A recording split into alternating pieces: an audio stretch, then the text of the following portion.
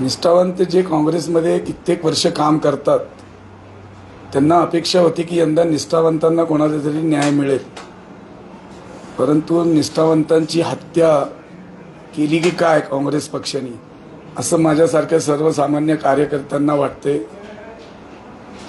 की 40 वर्ष 50 वर्ष जे काँग्रेसमध्ये सातत्याने आहेत आणि जे आत्ता काही दिवसापूर्वी आलेत आणि ज्यांच्याकडे आत्ता शहराचं आमदारकी पद आहे, ते अस्तित्वात असताना अचानक त्यांना पुण्यासारख्या ऐतिहासिक शहराची लोकसभेचं तिकीट जाहीर करणं म्हणजे खरं निष्ठावंतांची हत्या असं म्हटलं तर वावगं होणार नाही। ज्यांना उमेदवारी मिळाली त्यांच्या निष्ठेविषयी तुमच्या मनामध्ये शंका आहे का?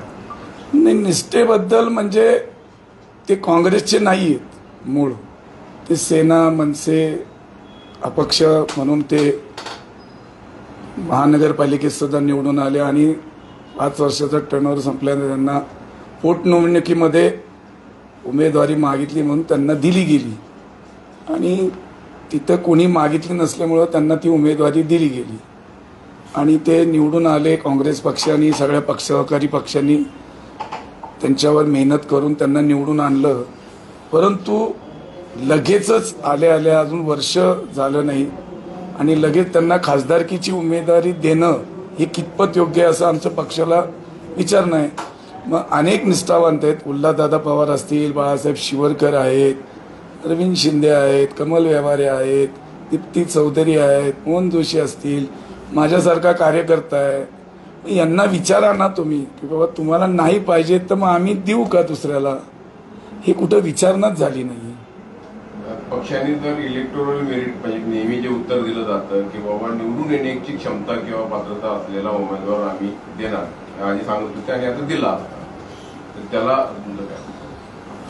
आता पक्षाने काय निकष लावून त्याला इलेक्टिव्ह मेरिट धरलं हे माहिती नाहीये, ते पक्षालाच विचारलं पाहिजे। म्हणजे निवडून येणारा कॅन्डिडेट दिला पाहिजे, पण मग निवडून येणारे आमच्यापैकी कोणी नाही का असं पक्षाने गृहीत धरलं का? तुमची भूमिका काय आता दंगेकरांना उमेदवारी जाहीर झाली, पुढची भूमिका काय असेल? तुम्ही त्यांचा प्रचार करणार काय? आता आम्ही पण निष्ठावंत आहोत, आम्ही आमच्या नेत्यांना विचारणार आहोत, त्याचबरोबर आमच्याबरोबर निष्ठेने 30-40 वर्ष कार्यकर्ते राहिलेत काँग्रेस पक्षात, त्यांची सुद्धा आम्ही बैठक घेणार आहोत, त्यांची विचारणा करणार आहोत। आम्ही निष्ठावंत असल्यामुळे त्या कार्यकर्त्याला विचारणंच गरजेचं आहे, कारण त्यांनी माझ्यावर प्रेम दाखवलं तेव्हा मी 30 वर्ष नगरसेवक आहे, पक्षाने वरिष्ठांनी विश्वास टाकला। हे तिकीट कोणी डिक्लेअर केलंय नक्की? आदरणीय नाना पटोलेंनी का पुण्यातून ऑब्झर्व्हर आलते त्यांनी? कोणी? आमच्या तर इंटरव्ह्यू झाल्या नाहीत, म्हणजे कोणाला असं 1-to-1 इंटरव्ह्यू घेतली नाही, तर मग हा उमेदवार अचानक कसा ठरला, का ठरला? मागायचं सगळ्यांचं काम आहे, पक्षाचं धोरण आहे एक व्यक्ती एक पद। आता न्याय यात्रा राहुलजी काढतात, त्या न्याय यात्रेमध्ये निष्ठावंतांना न्याय मिळणार का? भारतीय जनता पार्टींना आपण बोलतोय, अन्य पक्षांना आपण बोलतोय की पक्षामध्ये तुम्ही घेतल्याबरोबर त्यांना पदं देताय, मग काँग्रेसमध्ये आणि त्यांच्यामध्ये काय फरक राहिला? मग निष्ठेला काहीच नाही का? प्रत्येकाला प्रमोशन पाहिजे। मी 6 टर्म नगरसेवक मला ठेवून काय त्यांना साधायचं होतं? पर्वती मतदारसंघ अरुणजी 3 वेळा हा राष्ट्रवादी काँग्रेस पक्षाला दिला, का जाणीवपूर्वक दिला? काँग्रेसचा बालेकिल्ला आहे पर्वती मतदारसंघ, आणि तिथं तुम्ही जर दिला असेल तर मग काँग्रेसच्या लोकांनी उभं कुठे राहायचंय? आता लोकसभेची संधी होती, 10 वर्ष दिलंय तुम्ही, आता यंदा तरी तुम्ही जे निवडून येणार आहे आणि निष्ठावंत आहेत त्याला तरी संधी दिली पाहिजे, त्याला विचारलं पाहिजे ना। आज तुम्ही राहुल गांधींचे हात बळकट करायचे म्हणतात, हे बळकट करायचे कोण आहे? शुक्राचार्य कोण आहे आमच्यातला?